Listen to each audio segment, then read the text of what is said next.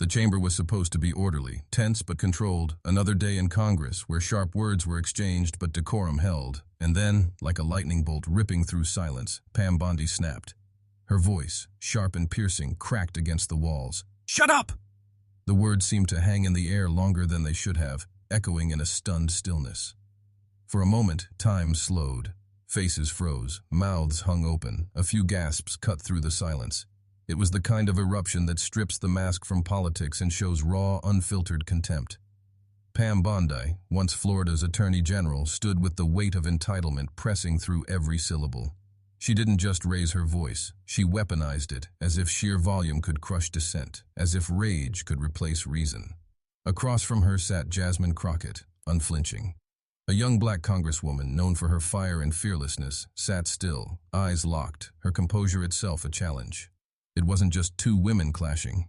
In that moment it felt like two Americas colliding. One rooted in the old guard's arrogance, trying to silence voices it could not control. The other shaped by resilience, demanding space in a chamber that too often tried to erase it.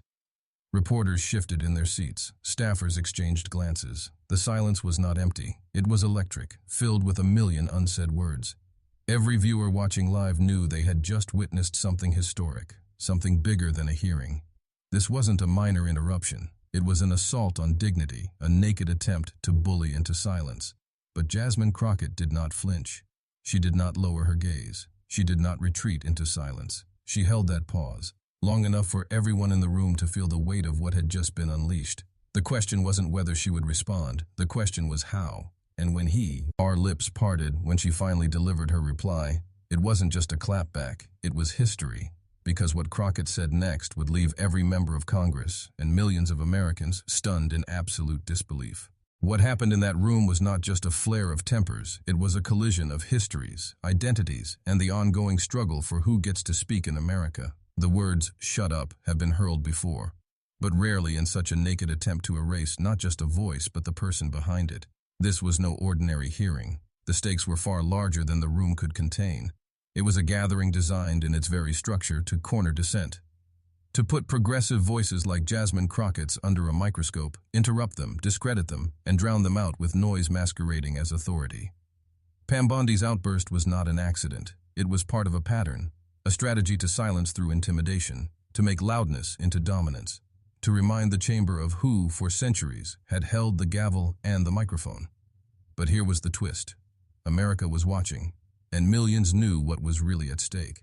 This was not just about one congresswoman and one outburst. It was about whether new voices, immigrant-friendly voices, women of color, voices rising from communities long dismissed, would be heard without permission from the old guard. Bondi's scream of "shut up" was not only shocking because of its volume, it was shocking because of what it symbolized. It echoed through America's history like a grim refrain, the demand that the marginalized fall silent, that dignity bend before arrogance. And yet, in the silence that followed, the stage was set for something else.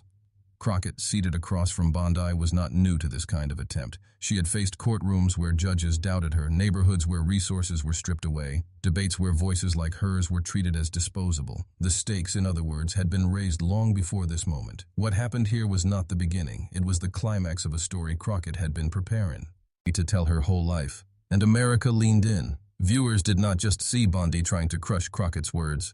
They saw a larger struggle. Whether arrogance would win or whether dignity would rise. And just when it seemed Crockett might be steamrolled, she drew from a fire forged long before this day.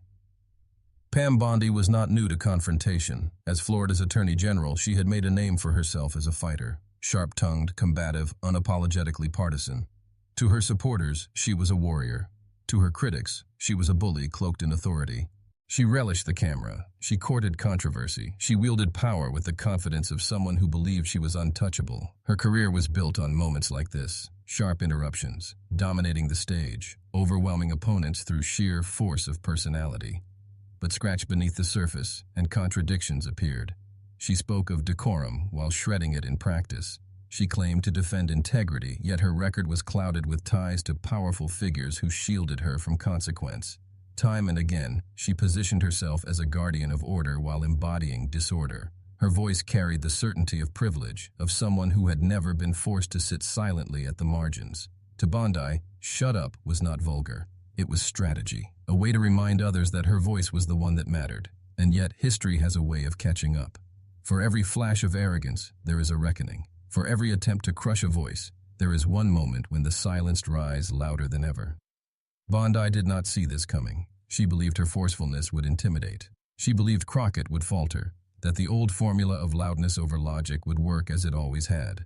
But arrogance is a dangerous blindfold. It convinces the powerful that their tactics are eternal, that time itself bends to their will. In truth, Bondi was walking into a trap of her own making. The louder she grew, the clearer her weakness became. She was not confident. She was desperate. She was not strong. She was rattled.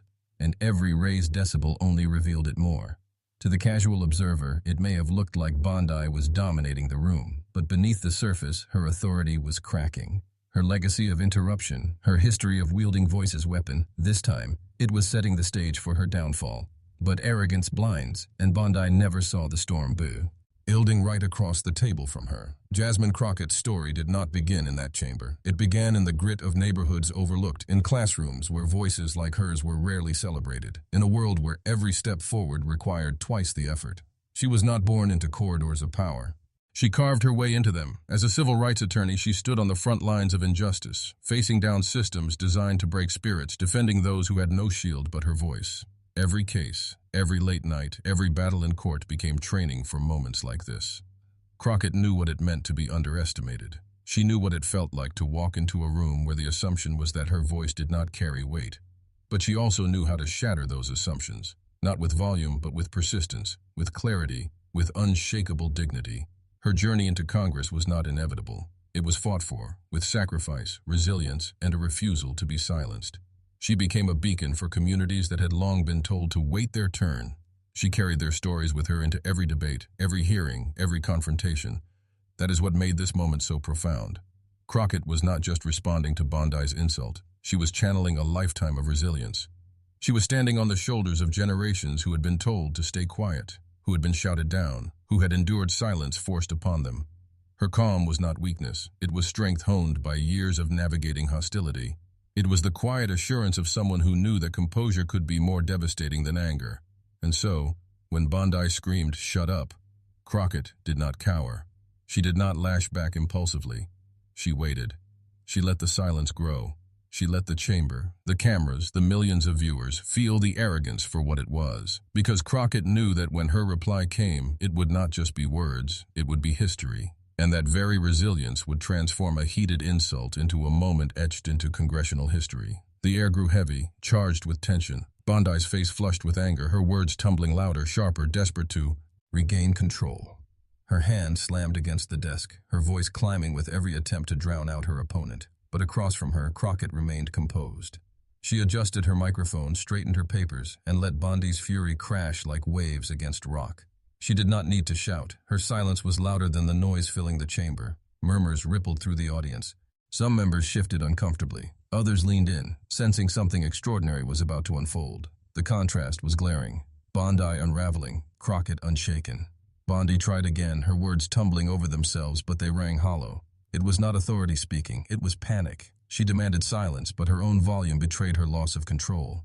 Crockett, meanwhile, was not merely waiting. She was studying, calculating, preparing the exact moment to strike with precision. The tension was unbearable. The chamber felt like a stage set for a duel. One side armed with rage, the other with restraint sharpened into steel. And then, Crockett leaned forward, her voice steady, and unleashed a reply no one saw coming. The room leaned in. The fury of Pam Bondi's "shut up" still echoed, but now all eyes were fixed on Jasmine Crockett. She didn't rush. She didn't stumble. She leaned toward the microphone with the poise of someone who had faced down louder voices than this, who had endured storms far more violent than Bondi's tantrum. And then, her reply began. Her words didn't slice like a sword. They landed like thunder, measured, deliberate, impossible to ignore. Crockett reminded Bondi and the entire chamber that in America's house of democracy, voices are not silenced by arrogance. They are amplified by truth. She spoke of dignity, of the responsibility to debate ideas rather than demean people. Each sentence stacked like bricks, building a wall Bondi could not scale. The cameras caught everything, Bondi shifting in her seat, her eyes darting, her jaw clenching. The louder Crockett grew, not in volume but in moral clarity, the smaller Bondi seemed. The balance of power shifted, right there in front of millions. Crockett's voice carried weight beyond the room. She invoked the struggles of those who came before her, the generations told to stay quiet, the trailblaze. Hers who endured contempt but refused erasure. She reminded everyone listening that this was not just her fight. It was the fight of every person who had been told their voice didn't matter. The pauses between her words were as powerful as the words themselves. Silence was no longer Bondi's weapon. It was Crockett's stage. Each beat gave space for the gravity to sink in, for the audience to feel the burn of truth. And then came the moment. Crockett turned Bondi's insult into a lesson, flipping "shut up" into a symbol of desperation. She declared that when someone resorts to shouting, it is because they've run out of arguments. That dignity doesn't scream, it stands tall. That justice doesn't cower, it speaks, calmly, clearly, unafraid. Gasps gave way to murmurs, murmurs to applause-like energy. Some in the chamber smirked, others shook their heads in disbelief. Even those accustomed to Bondi's outbursts knew they had just witnessed something extraordinary. Bondi's face told the story, the fury now mixed with unease, the confidence unraveling. She had thrown her loudest punch, and it had landed on stone. Crockett hadn't just survived, it was Bondi who looked exposed, weakened, undone by her own tactics. Outside the chamber, phones lit up. Clips of the exchange began racing across social media, carried on hashtags that multiplied by the minute. But inside, at that very moment, the silence after Crockett's reply was deafening. It wasn't the silence of suppression, it was the silence of a knockout. Crockett didn't gloat. She didn't raise her voice in triumph. She let her words hang in the air, knowing they didn't need embellishment. She leaned back, calm, as if to say, "This is what dignity looks like." And in that moment, everyone understood. The story had changed. What began as Bondi's attempt to dominate had transformed into Crockett's defining victory. But the real explosion wouldn't happen in that room.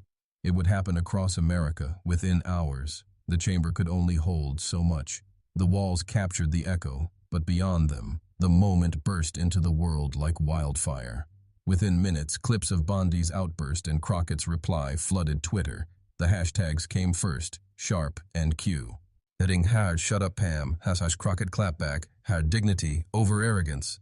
Then came the memes. Bondi's face frozen mid-scream, Crockett's calm stare beside it, captions that turned the chamber duel into viral folklore. The internet moved fast, but it wasn't just comedy, it was validation. For millions watching from living rooms, buses, break rooms, this was a release. They had seen arrogance challenged before, but rarely so decisively, so publicly, so memorably. Celebrities weighed in. Activists praised Crockett's composure. Politicians released statements framing the moment as a turning point for dignity in public service. News anchors replayed the clip on loop, their commentary dripping with disbelief at Bondi's loss of control and admiration for Crockett's poise. And in communities across America, the reaction was deeply personal. Young women of color saw themselves in Crockett's calm defiance. Immigrant families saw in her words a reflection of their own struggle to be heard, to not be silenced. Students shared the clip as inspiration. Pastors quoted it in sermons. Parents replayed it for their children as a lesson in courage. Bondi, once proud of her reputation for sharp attacks, now found herself on the defensive. The more she tried to explain, the more the internet mocked. Her demand for silence had become the loudest punchline of the week. But Crockett, she wasn't just praised, she was elevated. Her name surged on Google, her social media following exploded, her inbox filled with support from those who had never before paid attention to congressional hearings. She had become, overnight, not just a lawmaker, but a symbol. The hearing itself faded into the background. It wasn't the policies or the arguments that people remembered. It was the clash of arrogance and dignity, the scream of "shut up", and the reply that stunned the nation. But beyond the hashtags and headlines lay a deeper truth, a lesson for every American watching. In the days that followed, one question lingered. Why had this moment struck such a chord? Why did millions feel moved, inspired, vindicated by a single exchange in Congress? The answer was simple. It wasn't just about Pam Bondi and Jasmine Crockett. It was about what their clash represented. Bondi embodied a familiar arrogance, the kind that believes power belongs to those who shout the loudest, who silence others rather than engage them. Crockett embodied something far more enduring, the quiet strength of those who refuse to be erased. Her reply turned into more than a mic drop. It became a moral statement that democracy is not built on intimidation, that dignity can withstand fury, that the American promise belongs to all voices, not just the loudest, not just the most privileged, not just the ones who have always held the floor. People didn't just cheer because Bondi was silenced. They cheered because Crockett reminded them of something deeper, that courage can be calm, that justice can be steady, that sometimes the most powerful roar is delivered without raising one's voice. The lesson stretched beyond politics. It resonated in classrooms, in workplaces, in family dinners. It told every person who had been dismissed, shouted down, or told to shut up that their dignity is not determined by the noise of others. It is determined by their own resolve to keep speaking. And if moments like these remind us of anything, it's that democracy's voice is strongest when it refuses to be silenced. Pam Bondi screamed, "Shut up!" Jasmine Crockett replied with dignity.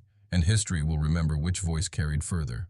Because this wasn't just a clash between two figures, it was a clash between two Americas. One trying to silence, the other refusing to be silenced. One built on arrogance, the other on resilience. And when the dust settled, the lesson was clear. Arrogance may shout, but dignity endures. If you felt the power of this moment, if you saw yourself in Crockett's calm defiance, if you believe America is stronger when every voice is heard, then this story is your story too. Share it, tell it, carry it, because silence is what arrogance demands, and history is what dignity creates. Subscribe to this channel, join this community, and stand with those who refuse to be silenced. Because the fight for dignity isn't finished. It never is. But together, we make sure it is always won.